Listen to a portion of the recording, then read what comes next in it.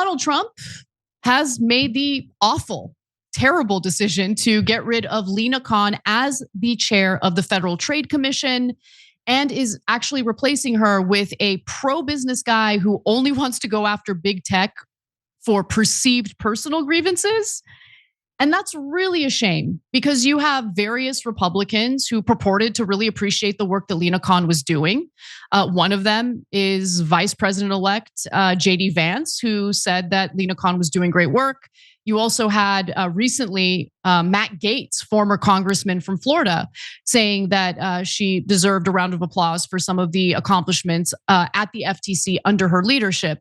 But nonetheless, Trump has chosen current FTC Commissioner Andrew Ferguson to take over as chair. And let's learn a little bit about him. Let's see what he's all about. He's a former law clerk for Supreme Court Justice Clarence Thomas. We are not off to a good start. And I'm sure that MAGA will be upset at the fact that Trump has tapped a guy who actually served as an advisor to Senate Republican leader Mitch McConnell. You know, a real rhino. I mean, these days, no one's really loving on Mitch McConnell, including Republican voters, including MAGA voters in particular. And so what seems to be the case when it comes to Andrew Ferguson, he strikes me as a traditional conservative Republican, very much in line with the Mitch McConnell brand of Republicanism. And it's really sad to see that. So he was nominated by President Joe Biden to serve as one of the FTC's Republican commissioners in July of 2023 and was confirmed by the full Senate in March. So I have no doubt that Ferguson will have any issue. He will not have any issue in getting confirmed. Now, Ferguson is not expected to prevent or break up corporate monopolies. Certainly, he will not pursue them the way that Lina Khan has. Punchbowl News reported that a proposal advocating for Ferguson's appointment cited his intention to reverse Lina Khan's anti-business agenda, fight wokeness, and fight back against the trans agenda. Okay, this is the Federal Trade Commission, okay? The Federal Trade Commission is supposed to, enforce antitrust laws, break up monopolies, ensure that our capitalistic system is actually functioning the way it's intended to, meaning that there's supposed to be competition in the system. And when you don't break up monopolies, when you allow massive mergers and acquisitions to happen, well, the only people who really benefit from that are the executives and the shareholders of the company that's acquiring another smaller company. The people who are harmed by that are the workers usually, because workers get laid off as a result of the mergers and acquisitions, right? Lots of layoffs happen, lots of downsizing takes place. Consumers have less options. That's definitely clear. And less options means what? Well, prices go up. Less competition leads to rising prices. This is why Lina Khan was getting some praise from Republicans who are actually, legit, like they actually believe in what they say about capitalism. But, crony capitalism is what we're living under right now. And unfortunately, this seems to be the type of guy who wants to protect that. Now, in response, two Democratic FTC commissioners sent Ferguson a letter on Tuesday asking him to clarify his priorities, noting that the word fraud is absent from the proposal reported by Punchbowl. "We urge you to correct the impression created by this document," wrote Commissioners Rebecca Slaughter and Alvaro Bedoya. But he was pretty salty about big tech. So if you pay close attention to the way that mass media has been kind of framing him, they'll say things like, well, he's not like a warrior against monopolies like Lina Khan is, but he's real tough on big tech. Oh, okay, tough on big tech. Super interesting. I want to know more about that. Except not really when it comes to big tech having too much power or various platforms, being too large. He's not about breaking up big tech. He's concerned about big tech being censorious to the right.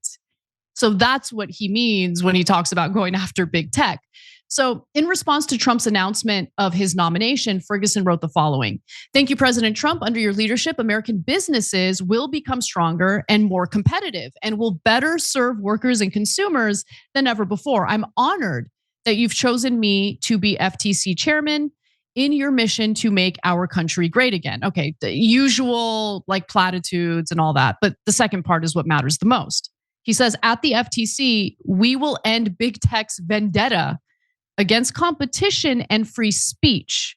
We will make sure that America is the world's technological leader and the best place for innovators to bring new ideas to life." He seems to emphasize the speech issue more than anything. And look, I want to be clear about something. I do think it's important for these platforms, even if they're private entities that are not, it's not the government, doesn't have to abide by the First Amendment. I get that argument. But nonetheless, when you think about something like Twitter, for instance, when you think about something like Meta, whatever it is, whatever platform we're talking about, I do think it's important to avoid tilting the scale in one political direction or the other. And yes, I acknowledge that prior to Elon Musk buying Twitter or X, that he's now rebranded it to, there was some evidence of Twitter communicating with Democrats in regard to censoring certain content on the platform. And I think that was wrong. I think it's also wrong when you have Elon Musk putting his thumb on the scale. I get that the Constitution doesn't protect us from that. He has every right to do it as the sole owner of Twitter, but he himself has admitted that he will throttle certain posts, especially if those posts are, directing people on X to click on a link to read someone's article or go to someone's video. He says that links will be deprioritized. And just to show you the evidence of that, let's go to this exchange he had with Paul Graham. And by the way, a lot of Musk supporters and Trump supporters were not happy with Elon Musk, and they believe that he was wrong on this. So I want to give them credit for that. But let's actually hold him accountable and not drop the ball on this, because this is an issue. So Paul Graham says the deprioritization of tweets with links in them is Twitter's biggest flaw. It bothers me more than all the new right-wing trolls. Trolls I'm used to, but what draws me to Twitter is to find out what's going on, and you can't do that without links. Musk responds, acknowledging that this is happening, by the way. Just write a description in the main post and put the link in the reply. This just stops lazy linking. Does it stop lazy linking? I mean, if you have a lazy tweet or post, people aren't gonna notice it or click on it. So anyway, but Ferguson is expected to roll back much of what Lina Khan has been doing, including, by the way, going after big tech for the right reasons. So she has been going after Microsoft's multi-billion-dollar investment in OpenAI to see if it violated consumer protections, in addition to a $650 million deal between Microsoft and Inflection AI. The FTC under Lina Khan is also taking on Apple's iPhone dominance. And finally, while Google is waiting for a federal judge to rule on the agency's recommendation, it is currently waiting on a federal judge to rule on the FTC's recommendation that it should be forced to sell its Chrome business. Now, look, I'm not an expert on these separate cases, but clearly the intent by Lina Khan is to go after, the tech industry in areas in which consumers are being harmed because of monopoly power, because of mergers and acquisitions, because of these companies becoming too big, too complex, and essentially, kind of like morphing into different types of businesses bundled into one, which also makes it a lot more difficult to regulate. Now, securities analyst Dan Ives wrote that he expects that Ferguson will continue to have a keen eye on the tech world and antitrust swirls. However, he will clearly roll back Khan's head-scratching anti-tech agenda, including ending efforts to regulate AI and abandoning a brutal standard for any merger of any size for the tech world. Christmas came early for the tech world.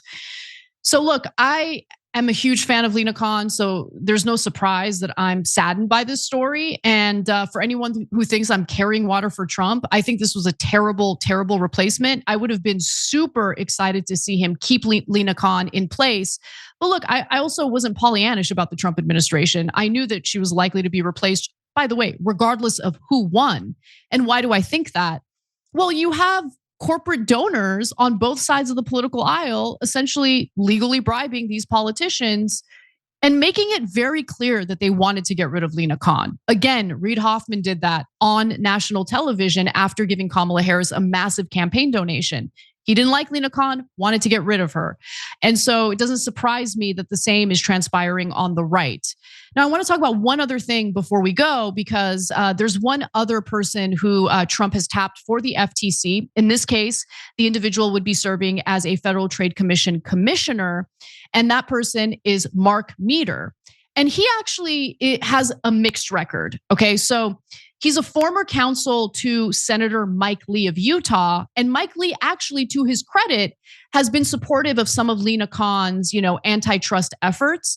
And so I like Mike Lee in this regard. He was very much in favor of blocking a massive grocery store merger between Kroger and Albertsons. And I like knowing that Mark Meador, this new FTC commissioner, worked for Mike Lee. Now, Meador has been working at an antitrust law firm as well. The website ipwatchdog.com says that he played a pivotal role in the preparation and review of several landmark antitrust bills, including the State Antitrust Enforcement Venue Act and the Merger Filing Fee Modernization Act, which passed into law in 2022. He continues to be a sought-after speaker and advisor on conservative antitrust policy. Now, look, conservative antitrust policy doesn't tell us much, right? Because there are conservatives who actually have the right take on antitrust policy. And when you look at what he managed to accomplish, I do think, again, his record is mixed. So let's focus a little bit on that 2022 law, which Biden did sign. Now, this is also known as the HSR Act, and I'm going to keep referring to it as that because it's got a very lengthy name. It does some really good things. So it revises merger filing fees in order to raise fees for some transactions and lower fees for others. It all really depends on the money involved in the merger or the acquisition. And the whole point of that is to raise more money for federal antitrust agencies, which I'm definitely in favor of. But more importantly, this is my favorite part of the HSR Act. It bars defendants from transferring lawsuits brought by state attorneys general to venues potentially more favorable to defendants. That's good. That is a very good thing. So I love the fact that Meador worked on this and accomplished it or helped to accomplish it. But again, as I said, his record is in fact mixed because remember I said that he worked as a lawyer having to do with antitrust cases. Well, Mark also previously represented parties appearing before federal and state antitrust enforcers, including in merger, civil, and criminal investigations. Mark provided ongoing antitrust compliance advice to several clients and was deeply involved in multiple matters relating to big tech. So look, if he is giving them advice to follow the law and avoid breaking antitrust regulations, I think that's fine.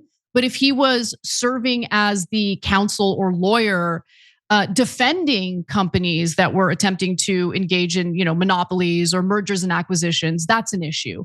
So it really depends on the details involved here, but the facts are the facts. And the reality is he did work on passing this incredibly important legislation in 2022, which further funds federal antitrust agencies so they can actually enforce the law on behalf of the American people, might I add. And also it helps to prevent these companies from trying to transfer their cases to friendlier jurisdictions so they can have their way and get the federal judge to rule in their favor, or at least increase the likelihood of that happening. So that's what's happening with the FTC. Never did I think I'd spend 30 minutes of the show talking about the FTC alone, but I think that this is an important topic and gives you a sense of what to expect in the upcoming administration. Hey, thanks for watching that video. We really appreciate it, guys. And we appreciate it if you become members because that allows us to be independent, honest, progressive, all the things that you don't get from corporate media. And all of that is because of you guys. Hit the join button below and become one of us. Become a young Turk.